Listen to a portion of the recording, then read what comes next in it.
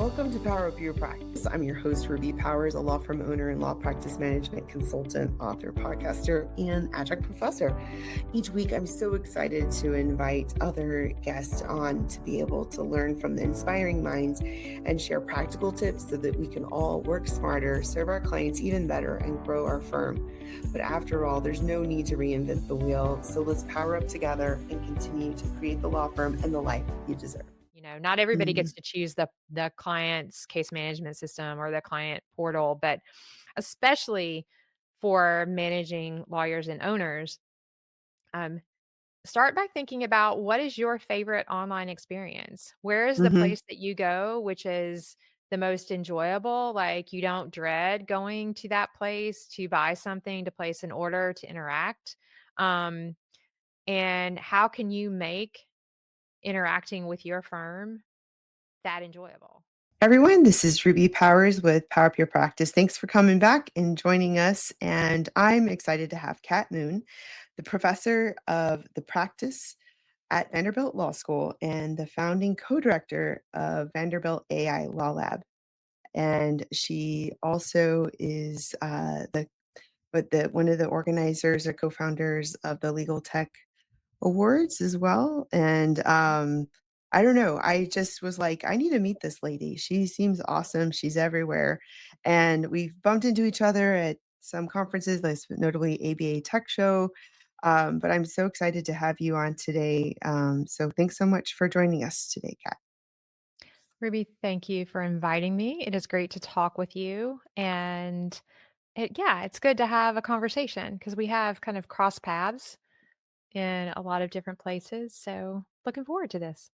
Yeah, because, I don't really get to talk to too many professors. I'm an adjunct, I'm not, but, and we were pre-conversation on the show, we were talking about, education and just, anyway, I don't know, we can go lots of different places with this. So, why don't you tell us a little bit, like, how did you get into, education and AI and sort of where you are right now?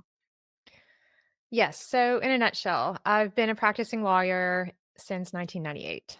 So, I graduated from Vanderbilt Law School in 98, was licensed in Tennessee, and practiced with a couple of firms for a few years. Then in 2006, I launched my first law firm as a founder with 2 other women, and it was through that experience that I became absolutely obsessed with how technology can support the practice of law and really make us better lawyers, give us superpowers.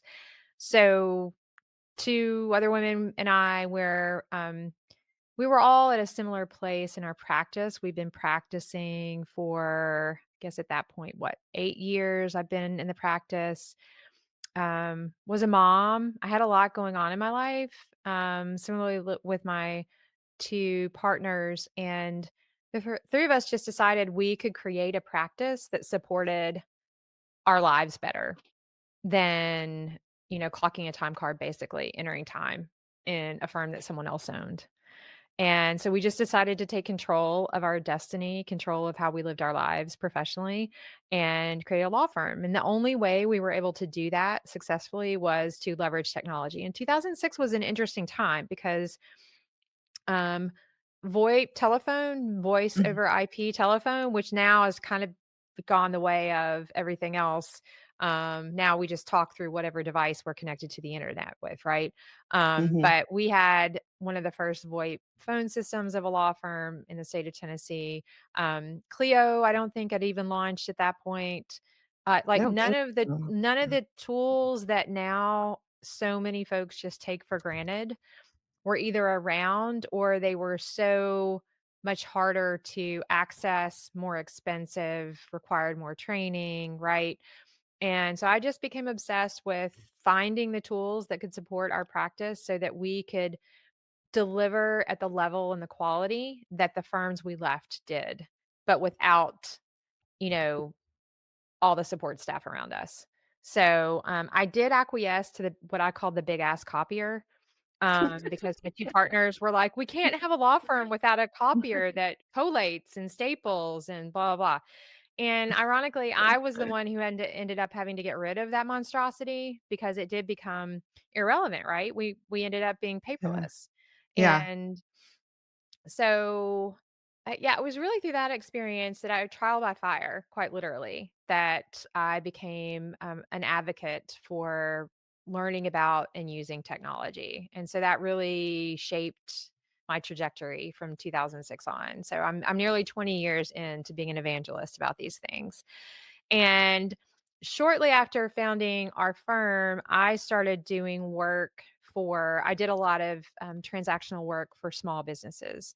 And so I helped people form their business, I helped them grow it. And it was a lot of fun because I would help them, merge and sell and do all those fun things.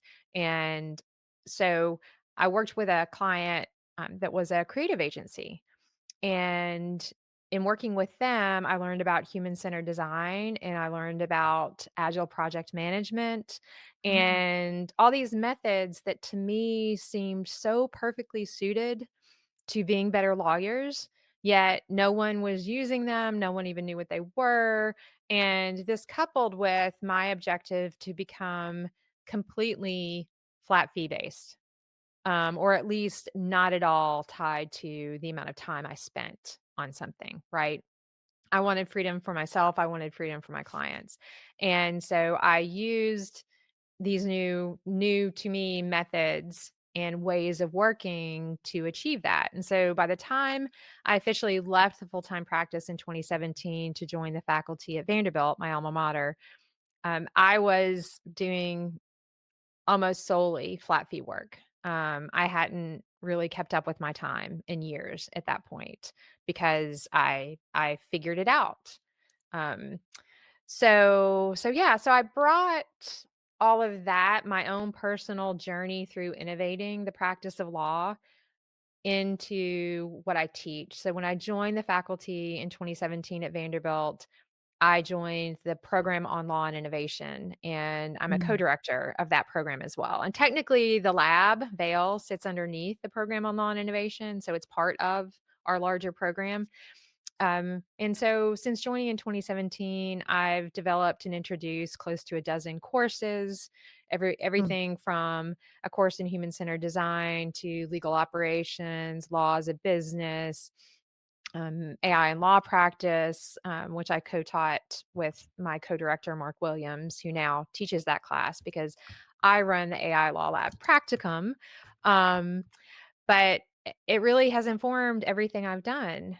And it has been my mission for, I guess, close to 20 years now to change the way we do things for the better by doing things better and doing things better for our clients and for us, right? It's a win-win. I'm all for client-centered practice, but a solely client-centered practice is not necessarily a healthy practice. Mm. And so I'm focused on a human-centered, stakeholder-centered practice and how I can empower my students to go into the world and build that kind of practice for themselves. Oh, I love that. I mean, listening to your story makes me think like we were almost living parallel lives because I started my law firm in 2009, and then my family had my first kid in like 2011. But I figured it was like the only way I could have some semblance of work-life Mhm. balance by having my own law firm, and then I've kept that in mind for all my, team members as we progress in having that mobility. And then, you were definitely a trailblazer. I mean, like, when you started, that was, like, before the cloud was popular, that was Oh, before yeah. the iPhone, the smartphone, It is. and, Oh, yeah. Yep. like, that was pre it making it more easy to do. I mean, I remember in '09 when I started, like, it was just on that cusp of, like, Yellow Pages were still hot, and they were trying to sell me those, and I was having to they were wanting to make me buy one of these machines to take credit cards, to connect it to the wall with the phone line, and I never had a regular phone line, I always had VoIP. But you're Yeah. right. It's almost like we don't use I mean, you don't yeah, you could probably It's live not a without that. separate thing anymore, right? I'm Yeah, sure that it right, is for right. large organizations, but well, so I just wanna interject. When I graduated in 1998, the state of Tennessee, where I'm licensed, had published our Board of Professional Responsibility published an opinion that lawyers could not use email unless it was a closed email system, which meant you couldn't send an email out into the cloud. Like, it was bananas. Oh Now my they god. very quickly walked it back because they realized that that rendered email, like, completely Obsolete. useless. Yeah. Um, but when I entered law school, we had mailboxes because that's how we communicated with each other. We didn't have email. It just started being a thing while I was in Mhm. law school. And then once I entered the practice, I would say the majority of lawyers who I worked with didn't have email, or if they had it, an assistant checked it, printed off emails, and then an assistant would respond, right? They viewed it as the same as corresponding via letter, and someone else would type their letters. So, God forbid that they would type their email. And I know this to be a thing because my father practiced law for more years than I'm alive, and, he early on, that's what he did. He had a dictaphone, and he would dictate an email, and his assistant would write it up, print it out, he would approve it, and then she would send it. And he was a small town lawyer, so I'm telling you, if he was doing it, like, everybody in the big firms was, right? And, of Yeah. course, I entered the practice, and at both firms I worked for before I opened my own firm, I had an assistant, someone dedicated. I shared her with someone else, but I had someone to help me, but I was very self-sufficient. I've never been trained to use an assistant. For me, my technology was my assistant, right? Mhm. And so I played around, like, back then, dragon dictation, which wasn't Yeah. always great. Like, there was Right. all kinds of stuff, right? That, Mhm. not great technology. I mean, oh my god. Our first billing software, we bought this, software called Time Slips, Mhm. and I went to a 6-hour session on to learn how to use this software. Oh my gosh. And in the session, I had 2 questions that I needed answered to support my work. And in that session, I think I traveled to Memphis or somewhere crazy, like far away from here. And in that session, the man who was like the certified time slips dude could not answer my questions. Like, Oh. basically the software would not do what I needed it to do, and it had to do with flat fee billing. Oh, And right. um yeah, it was Well, I'm speechless how dreadful it was. And, but I was persistent, right? Like, we're gonna use these tools. This ultimately, if we figure this out, this is gonna make us better. And so then other stuff, better stuff started being introduced and like Clio, um, and Rocket Matter. I think they were the first 2. I would run into Jack and Larry Port at like Tennessee Bar Association events where they were here, trying to sell their products back in the day. And I haven't used that kind of platform in a number of years, so I'm sure they're awesome. Obviously, they're awesome now. They're very well funded, so they should be awesome. But I can also tell you that I couldn't get Clio to do what I needed it to do when it came to billing because it was so geared towards hourly billing. oh. And clearly there was no user-centered design for a lawyer like I was, right? Mhm. It wasn't designed by someone like me. And again, I'm just using it as an example. I think most of legal technology has suffered from that problem from the beginning. Even when it's made by lawyers for lawyers, it's made by that lawyer for that lawyer's experience, normally a male. Um, so, Yeah. um, so I've also been a huge proponent for legal technology companies to really embrace human-centered design and, be much more user-centered when it comes to building their products. I think we can agree we've all seen evolution in that respect as well. And I have to say, I still have an active law license. I still have my malpractice insurance, because every so often someone forces me to answer a legal question. But I try to avoid the pure practice of law as much as possible, because I'm much more interested in and focused on how we do our work, not what the work itself is, right? Less about the doctrine and more about the process and the systems.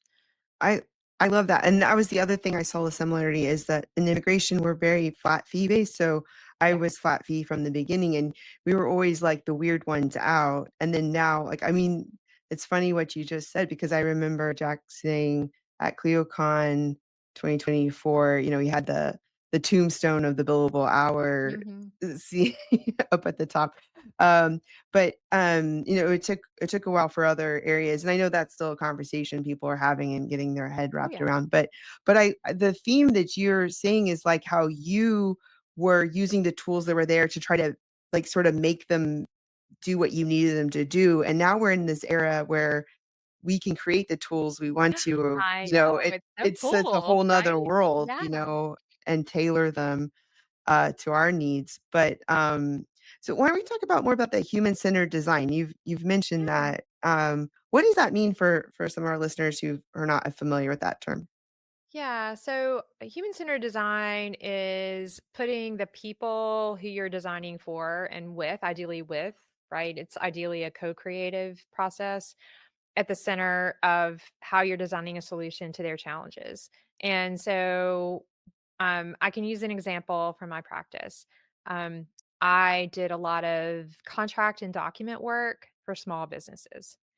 And so these were folks who generally had pretty um, not super complicated needs, right? But wanted personal attention, wanted a bespoke approach, and needed to be charged fairly for the work. And I was very fortunate because I was able to decide early on that I was going to be very intentional about who I chose to work with.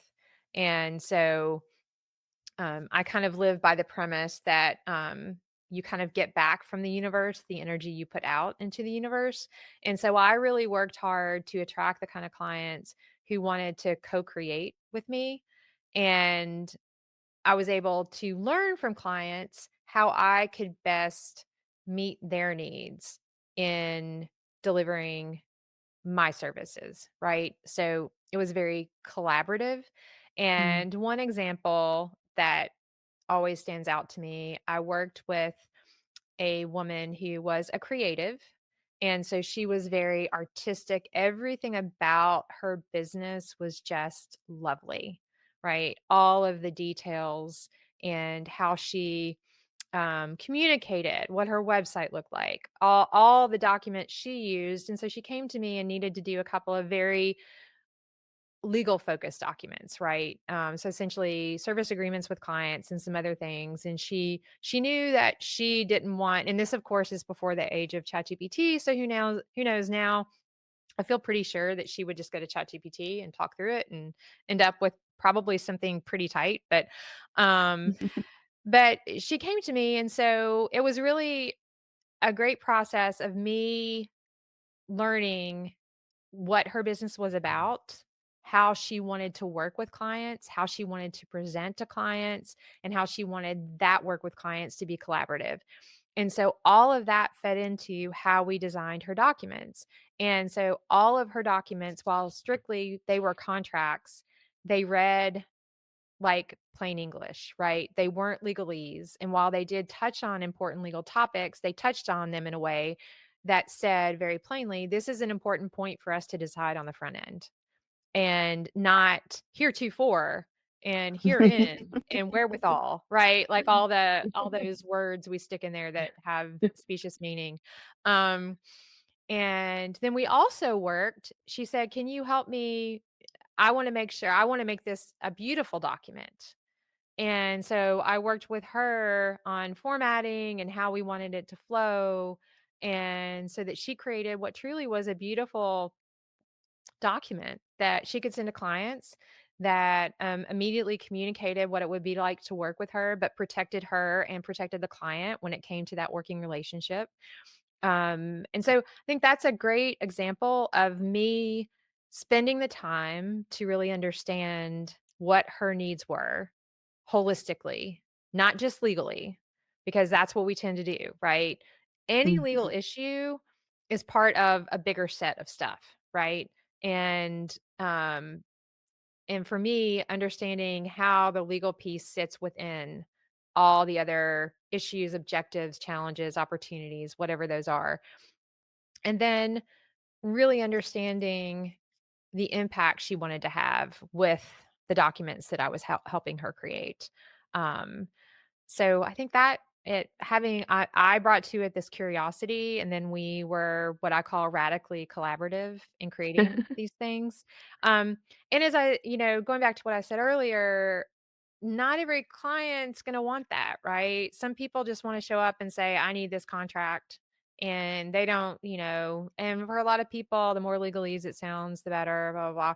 And and I'm not suggesting you don't also apply human-centered design mindsets and methods, like really understanding, and I'll talk about the human-centered design process in just a second, but um I think it applies in any situation. So if your work doesn't sound like what I was just describing, that doesn't mean that human-centered design can't be helpful.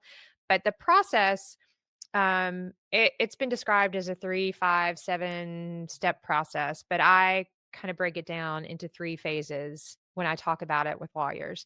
And the first is the inspiration phase, and that's doing discovery. I mean, it's something we're actually good at, right? Asking good Mhm. questions, understanding as much as you can about your client's situation, whether you are helping them solve a problem or helping them do something to prevent problems from happening, right? So Mhm. you're either counseling them to solve or counseling them to plan. And so really just understand being as curious as possible, asking good questions, listening, and gathering that information. It's very similar to the discovery process. Then the next phase is ideation. So you've gathered all this information. How do you make it useful to actually creating the service that you're going to offer for the client? Whether that is representing them in a legal matter, whether that is drafting a document, representing them in an immigration matter, whatever that looks like. And so you take all of that and funnel it through to make it inform how you proceed to go forward. And the final step is iteration, and some folks say prototyping is the next step, and by that you create something, right? You create the document, you create the service, whatever it is. Mhm. I like the word iteration because we are never done. So, I don't think anyone should ever say, "Oh, I have the template for that," right? Absolutely, you should have templates for things you do often. 100%. Like, I was early on. I did some estate planning and had very comprehensive templates for documents I would draft for clients. But that was always part of this 3-step process.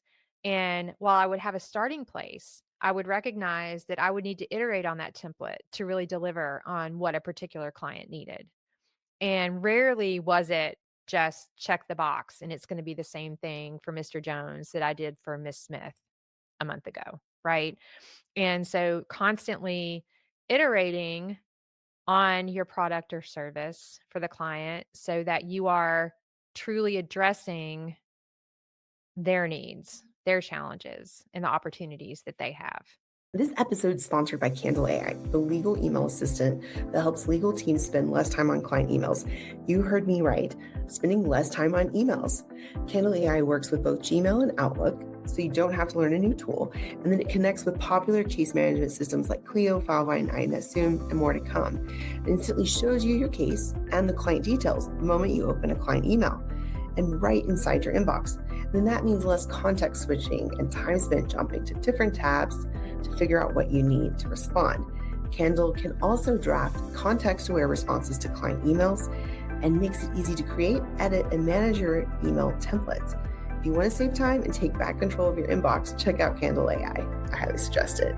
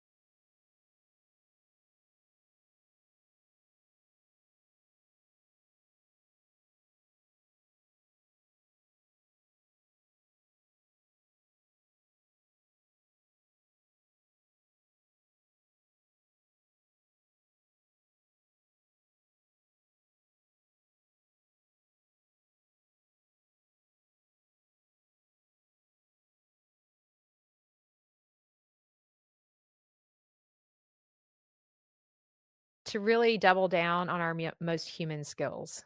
Mhm. Um, Yeah. so I had a conversation earlier today on a webinar with Amanda Brown, who founded Lanyap Law Lab in Louisiana. And she is part of a consortium that launched a really fabulous portal for low income Louisianans to get legal information and help.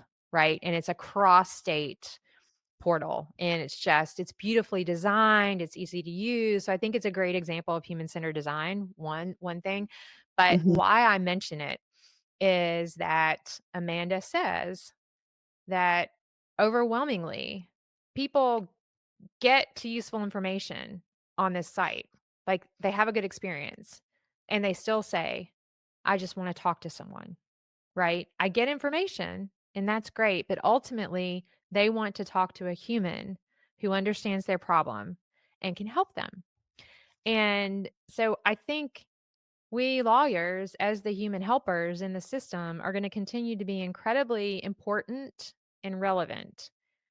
And we're at a point with the development of this technology that we've got to start acting very proactively and intentionally to claim that space. Otherwise, folks are gonna come in and claim that space for us. And Mhm. following up on that, I will say we do need help claiming that space because, as I'm sure you're aware, there are approximately 1.38 million practicing lawyers at any given time. There simply are not enough human lawyers to help all the human people in the US who have a legal problem every year. So every year there are approximately 260 million legal problems experienced by Americans. Oh. And so the numbers don't work, right? Even if lawyers could spend a lot of time working for free, and we can't because law is a business. We do this to earn a living, to pay our mortgage, to send our kids to school, to do all those things. Um, Even if we did, we still wouldn't meet the need. So we really need to be thoughtful and intentional about how we're going to move forward collaborating with technology so that we remain able and positioned to do the work that we're best situated to do, that we're trained to do. And find ways to be able to scale. So I don't know a lot about immigration practice, but I do feel that I read regularly that there are not enough lawyers right now in Yeah. immigration to help all the people who need the help, right? And Yeah. folks like Greg Siskin and others, I think, are actively thinking about how technology can, one, supercharge an individual immigration lawyer's ability to help more people. But I think it's also gonna require, how are we expanding help by thinking about where technology can step in, and where is it most important for there to be a human there? Um, and these are really big kind of existential questions, but if we approach it with the human-centered design mindset, so that is what I call humble curiosity. And the idea of humble curiosity is really captured best by this quote from the poet Mary Oliver. And the quote it's from her poem Luna. I live in the open mindedness of not knowing enough about anything. And so it is recognizing we are an expert in something or some things, but at the same time, knowing that we don't know everything that we need to know to do our best work, to be our best. And so we have to be constantly curious about what we can learn to inform our choices and how we help clients. Another important mindset is collaboration, radical collaboration. How are we radically collaborating with clients so that we can really understand their needs and meet them best? And how are we radically collaborating with technology so that it can supercharge what we're able to do along with other professionals? Um, we have also like really siloed ourselves off and operated Mhm. this belief that if you're not a lawyer, you can't tell me how I can be better at doing what I'm doing. And that is bullshit, right? Yeah, it really is.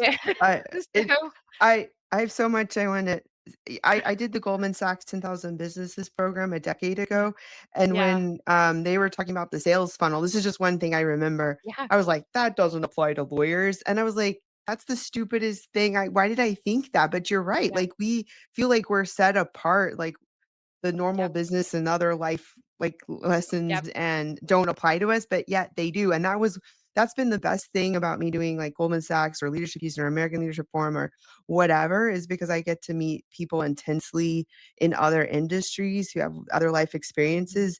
I mean, when you think about it, some of the best ideas were when somebody went abroad for a little while or took a concept and just tweaked it and was like, "Huh," and just reintroduced it to another or introduced it to another, sector or industry.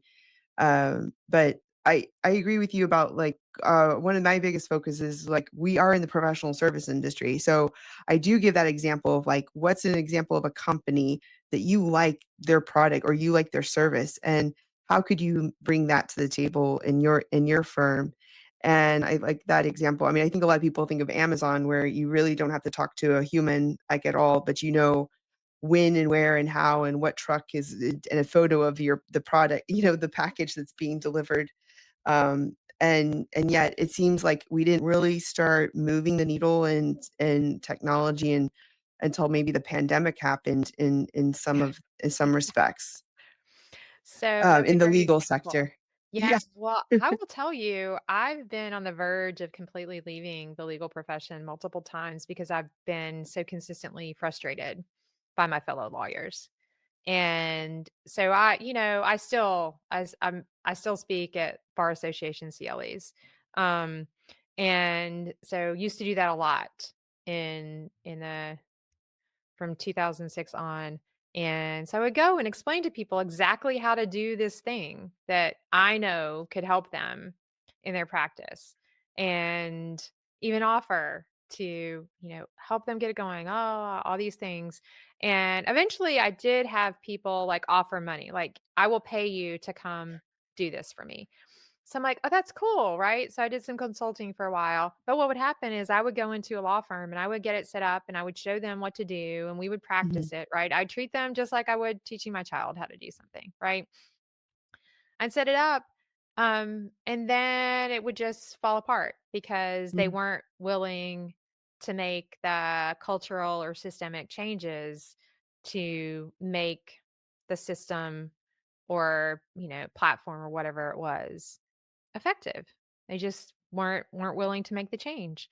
Um, so yeah, so I remain regularly frustrated still, but I agree with you. I think we have only changed as an industry and as a profession when we've been forced to. It has completely been yeah, extrinsic force. So pandemic is a great example, right? People had to adopt certain technologies in order to continue to do their work. And so they're like, I have no choice, I will do it. And I also think that process really prepared us in many ways for the change we're experiencing with generative AI. I I agree. believe folks are much more open and genuinely curious rather than fearful of what Mhm, the future may bring because they made it through the pandemic. And they're like, okay, I can do this. Like, I can go through something that completely upends how I've been doing my work for 20 years. And I can come out on the other side and still going strong. And I think it also gave a lot of folks direct experience for the first time with how a piece of technology could really help them do their work better in a way that was, more pleasant for them, right? That supported more thriving. And so I think all of that prepared us for generative AI. My fear is that with the pandemic, were able to get through it being in reactive mode. Right? mm, We just reacted. We're like, "Oh, we can't go to court, we'll all go on Zoom." And, coming out of that, you saw very quickly many people, like, pulling back to pre-pandemic ways as quickly as they could. Uh, mhm. it's like, Like "Oh, going that." back to Yeah, normal. Yeah. yeah. So that reason to do it that way is over now, Mhm, and even though there's data, both quantitative and anecdotal, that shows things improved measurably for many people, right? We're going to go Mhm. back to doing it the old way because that's still what we're most comfortable with. Um, we Mhm. can't be reactive with generative AI. It's not going to be. It is not in our best interest to sit back and say, "Well, I'm just going to wait and see what happens and react instead of being proactive and getting." I won't say getting in front of things because I don't think that's possible. Like my job is to keep up with the impact of generative AI on the delivery of legal services. And I'm absolutely drowning in it because Yeah, we so can't keep much. up with every new platform that spins No. out, every new feature that spins out, with every news story, with every case of another stupid lawyer, I'm sorry, filing something with a case that does not exist.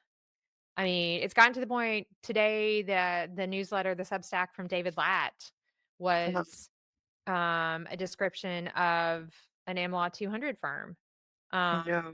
that, and you're like, and no one is immune from this. No one. Um, I so was I think, yeah, go, I go, was go, go, listening go. to Legal Tech Week, or the weekly podcast, and I think one of them was said, like, it was just recently, I was just catching up on Mhm. they're like, "Can we just stop talking about that? Can we just stop talking about the hallucination? Can this not be part of our conversation?" Just Well, but yeah. I think the problem is that it's like the message is not getting through.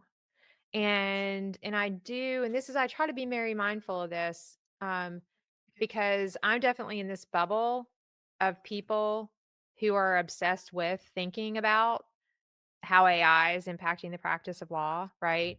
Um, Mhm, and most lawyers are not.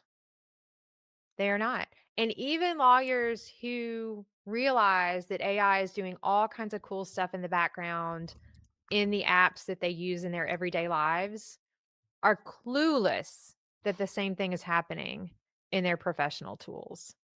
And the fact that hallucinations continue to be a real factor and more courts are, issuing sanctions and all these things indicates clearly that lawyers are not taking seriously their obligation under of comment 8 to rule 1.1 about competence and understanding mhm. technology and how it impacts their practice. Um,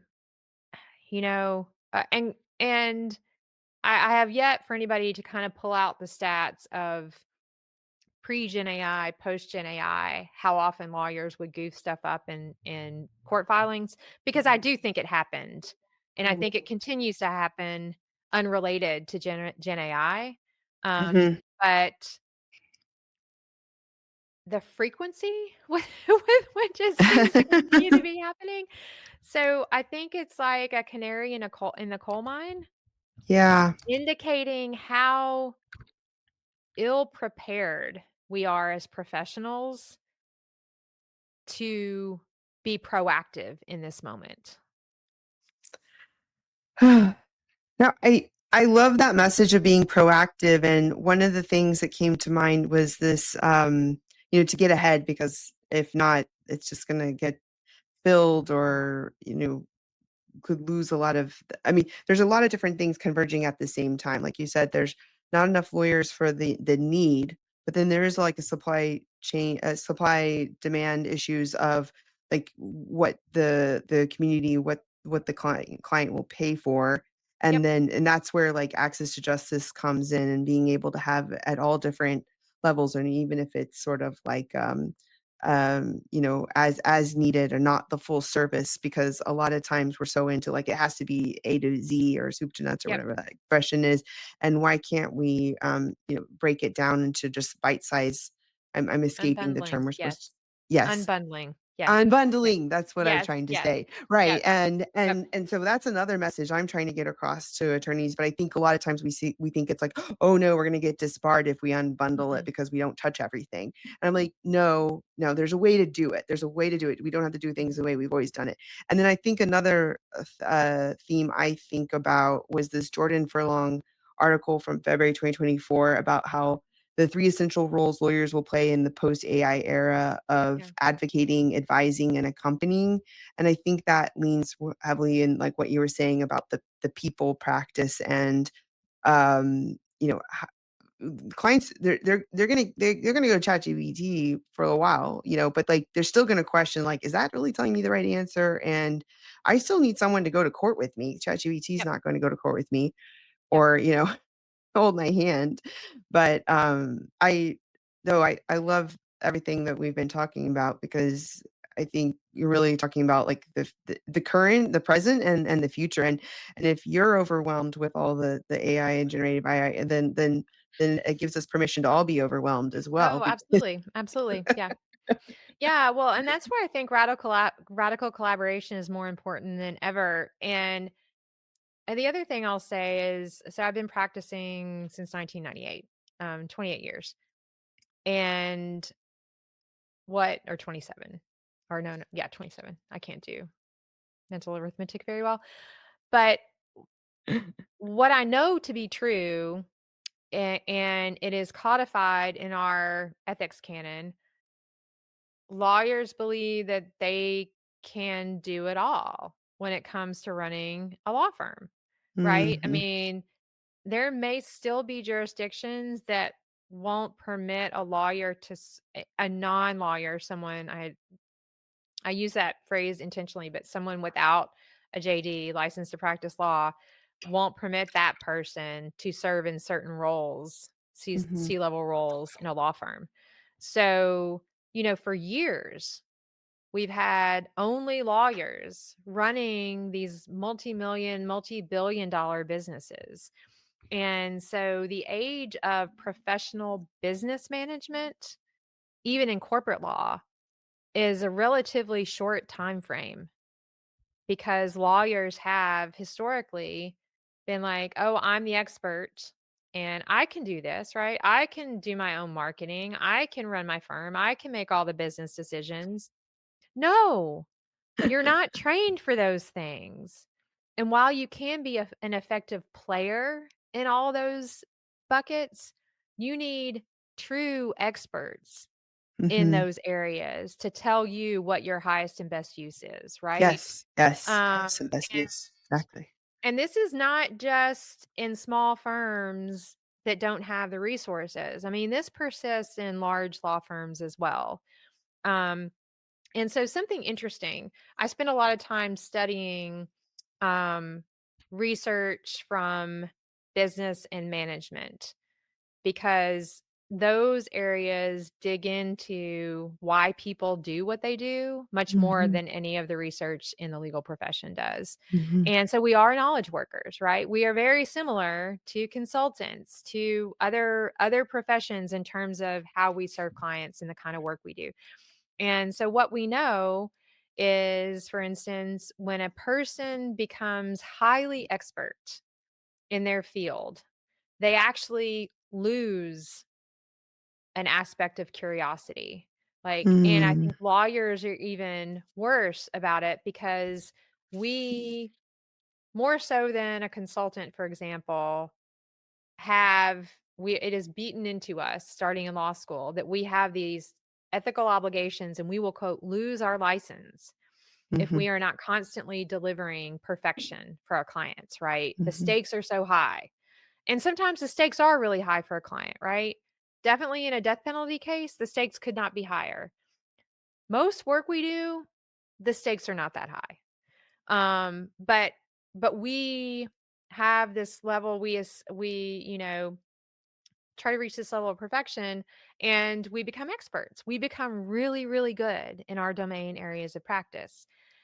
But research shows that the more expert someone becomes, the less willing and able they are to considering things outside of their immediate area of expertise that could be highly relevant to the situation or problem or challenge they're dealing with. And so we actually lose some of our humble curiosity because we become so focused in our expertise. And I observe lawyers, suffering from this malady on a regular basis. And so that's when we really have to consider who am I surrounding myself with, right? Mhm. Who can meet the other needs, and help me provide the most holistic Yeah, response, right? Truly the best response. It's not up to us alone. And that's right. what I wish more lawyers understood, because I think most of us, I definitely did in my practice. I carried a very heavy weight, feeling like my obligation to my clients was so important, and I wanted to do things so well for them, and I felt like I had to do it all, and we don't. Now we Mhm. do ultimately have to exercise the professional judgment, and so I think we can use a Gen AI tool to help us do our work more quickly and more efficiently.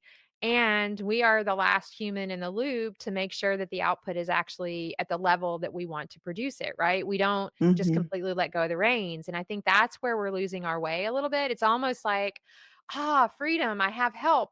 And then we're letting go and the horses are Yeah. running wild and unrestrained, right? I don't know how else to explain it. And so I think we've got to kind of find that happy medium of still accepting that we are ultimately ethically responsible for the final product, but embracing the help that technology and other professionals and other experts can help us. Because that's what leads to the best result and to our own, I think, individual thriving in this practice as well.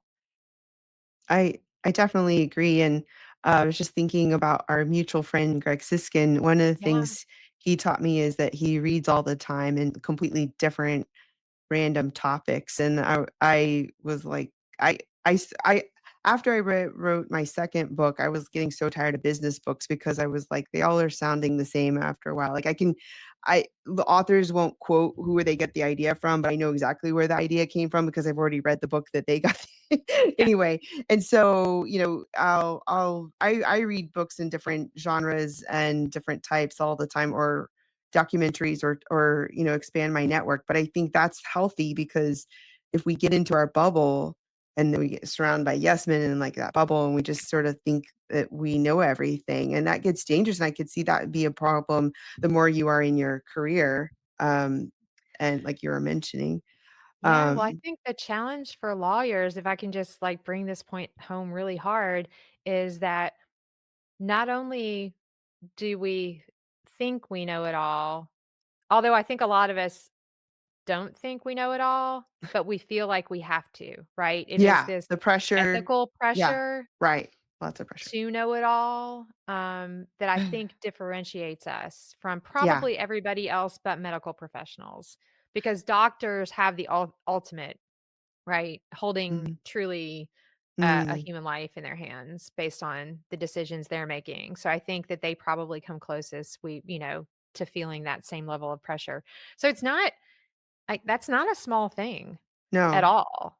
The Um, responsibility, the pressure, and, like, yep, and then how intertwined our lives become with our law license and yep, just yep. How we relate there's to I am a lawyer, right? right. Your That's our whole identity. person, Right, right. not just what we It's do.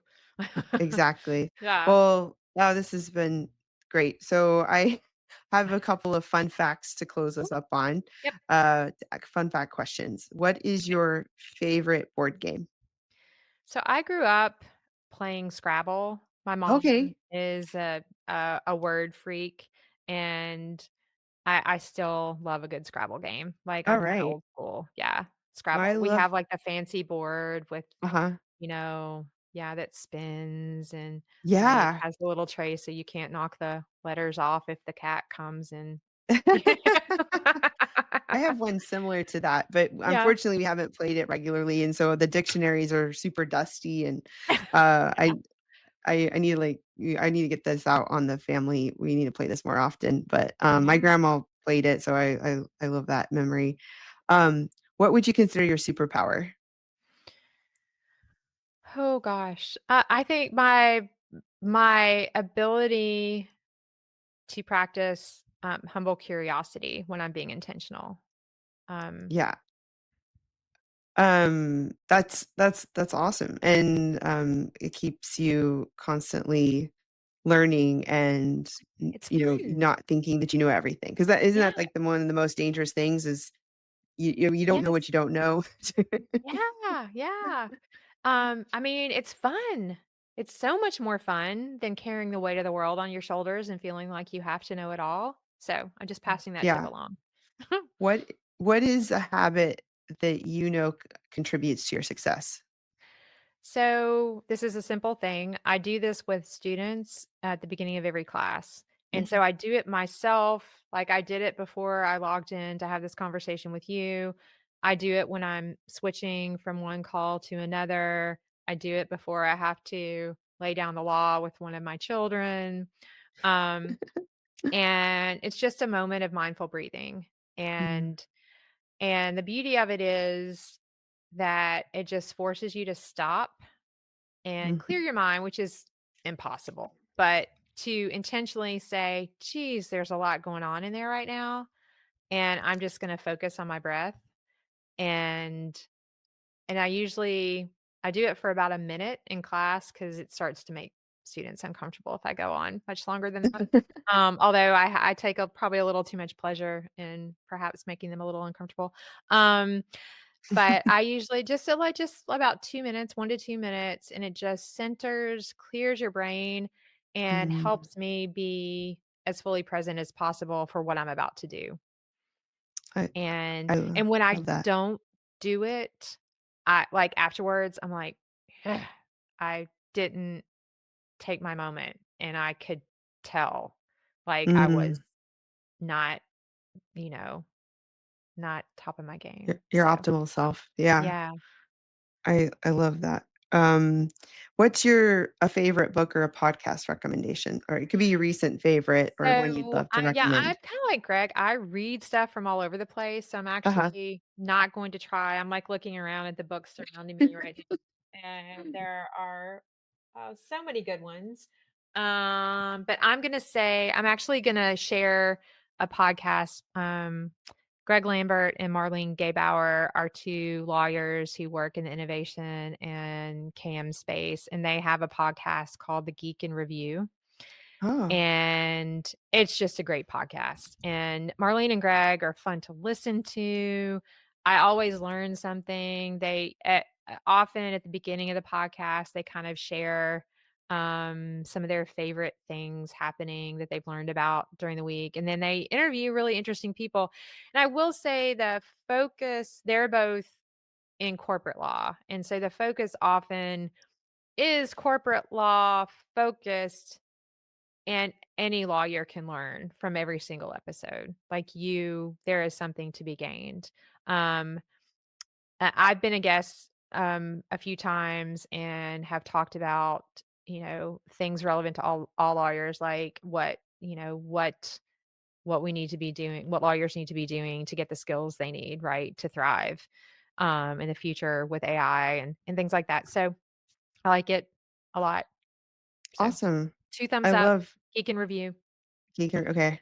Yeah. I already checking it out.